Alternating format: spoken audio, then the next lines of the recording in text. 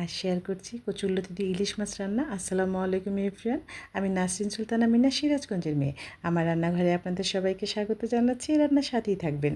এই রান্নার জন্য কিন্তু আমি কচুরলতি রেডি করে নিয়েছি, এভাবে করে কেটে দেখুন খুব সুন্দরভাবে রেডি করে নিয়েছি এটা এই রান্নাটার জন্য। তো এর সাথে যেটাতে রান্না করবো সেটা ইলিশ মাছের মাথা, এটা হচ্ছে থোতা, সব কিছু দিয়ে আমি কিন্তু ফুল দিয়ে রেডি করে নিয়েছি এভাবে করে। এখন রান্নায় চলে যাব। দেখুন কতটা সুন্দর সব কিছু রেডি। কড়াই এখন তেল দিয়ে দিলাম। আমি সরিষার তেল ইউজ করি সবসময়ের জন্য, সরিষার তেল দিয়ে দিলাম। তেলটা পরিমাণ মতো দেবেন, যার যেমন পছন্দ সেভাবে দিয়ে দিলাম। তারপরে কিন্তু আমি পেঁয়াজ কুচি দিয়ে দিয়েছি 2টা।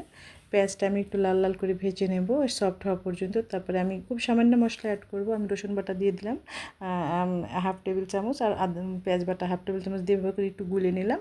আর লবণ দিয়ে দেবেন স্বাদ মতো। আর খুব সামান্য একটু হলুদ গুঁড়ো আর একটু লাল মরিচের গুঁড়ো রং হওয়ার জন্য দিয়ে দিচ্ছি আমি কিন্তু কাঁচামরিচের পেস্ট। আমার বাসায় কাঁচামরিচটা বেশি খাওয়া হয়। সামান্য একটু লাল মরিচ দেবো যেন একটু রঙটা ভালো হয়। এভাবে করে কিন্তু মশলাটা আমি কষিয়ে নিচ্ছি।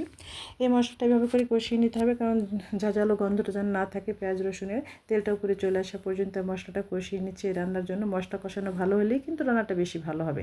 দেখুন কতটা সুন্দর হয়েছে, তেলটা কিন্তু উপরে চলে এসছে। আর একটু আমি কষিয়ে নেব। এখন আমি একটু গরম পানি দিয়ে দিলাম। গরম পানি দিয়ে অল্প করে কষিয়ে নেবেন। আমি সবসময় রান্নায় গরম পানি ইউজ করি, এতে তরকারির স্বাদ হয় কিন্তু অনেক বেশি।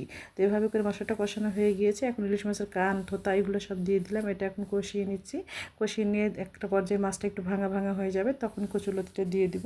এভাবে করে কষিয়ে নেবেন। এই রান্নাটা আমার বাসার সবাই পছন্দ করে। আমার হাজব্যান্ডের অনেক পছন্দ, মা ভীষণ পছন্দ করেন। ইলিশ মাছ আসবে বাসায় আর কচুরলতি দেওয়া হবে না, তা কখনো হয় না।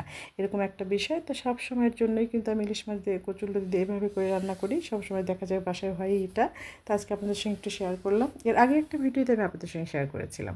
তো যাই হোক, এভাবে করেই কিন্তু আমি রান্নাটা করে নিচ্ছি। এখন কচুরলতি দিয়ে দিলাম। মাছটা কষানো হয়ে গেছে।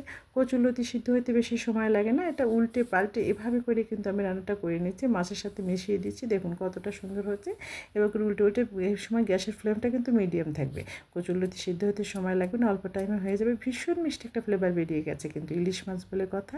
দেখুন কতটা সুন্দর। এই রান্নাটা গরম ভাতে কী যে ভালো লাগে, আসলে কিচ্ছু বলার নেই। যারা ইলিশ মাছ পছন্দ করেন তাদের জন্য ভীষণ পারফেক্ট একটা রেসিপি। এটা রান্না করতে খুবই কম সময় লাগে, আর খেতে কিন্তু অনেক বেশি মজা লাগে।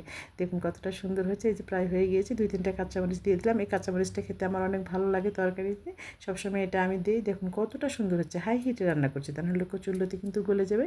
এই যে হয়ে গিয়েছে, দেখুন কতটা সুন্দর। আমি কিন্তু চুলা বন্ধ করে দিলাম। দেখুন আমার আজকের রান্নাটা হয়ে গেল। ভীষণ মিষ্টি একটা ফ্লেভার বেরিয়েছে। এখন একটা সার্ভিং বাটিতে দিয়ে দিচ্ছি এভাবে করে। দেখুন সবুজ আর সবুজ, এত মিষ্টি একটা রঙ হয়েছে। যেমন মিষ্টি দেখতে তেমন সুন্দর। দেখুন কতটা সুন্দর হয়েছে। আমার এরকম সহজ রেসিপি যদি ভালো লাগে তাহলে পেজ ফলো করে রাখতে পারেন। আজ বিদায় নিচ্ছি। সবাই সুস্থ থাকবেন, নিরাপদে থাকবেন। আমার পরিবারের জন্য দোয়া করবেন। সামনে নতুন রেসিপি দেখার আমন্ত্রণ রইল। সে পর্যন্ত ভালো থাকবেন। আল্লাহ হাফিজ।